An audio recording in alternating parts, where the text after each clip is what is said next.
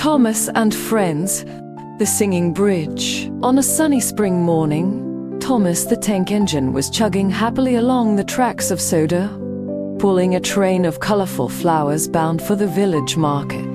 The birds were chirping, and the breeze carried the scent of blooming daffodils. But as Thomas approached the old stone bridge near the river, he heard something unusual, a soft, melodic humming, like a song carried on the wind. Thomas slowed down, his curiosity piqued. What is that sound? He wondered aloud.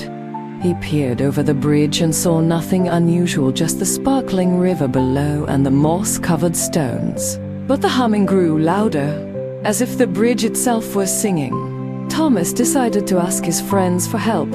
He whistled for Percy, who was nearby delivering milk. And soon Percy joined him, his green paint gleaming in the sunlight. "Do you hear that, Percy?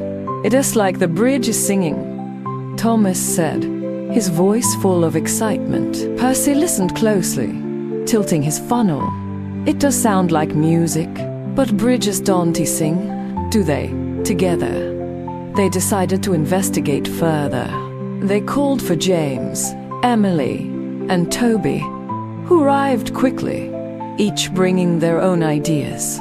James, always confident, suggested maybe it is a trick by the troublesome trucks. They love playing pranks. Emily, with her thoughtful nature, said, or perhaps it is a sign of something magical.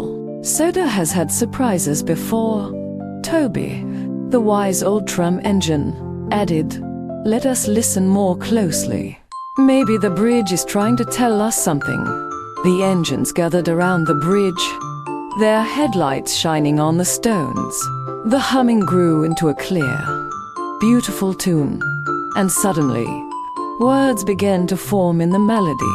"Help us, friends of steel, for we are trapped beneath the wheel." Thomas, Percy, James, Emily, and Toby looked at each other, puzzled.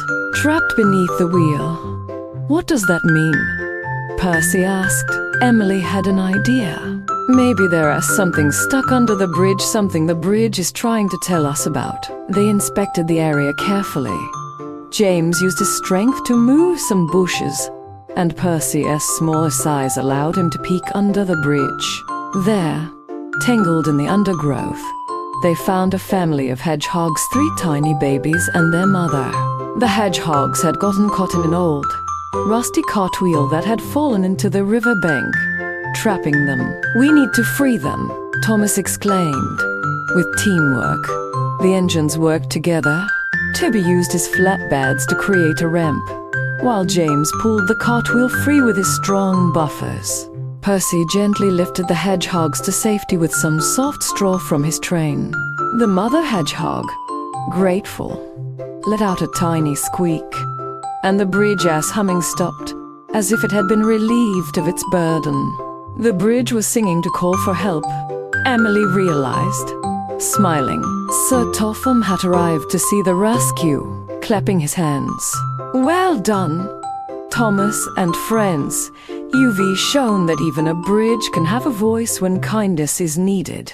That evening, as the engines rested in Tidmouth sheds, they listened to the gentle sounds of Sodor, the river, the birds, and now, a faint, happy hum from the bridge, a reminder of their adventure and the magic of teamwork.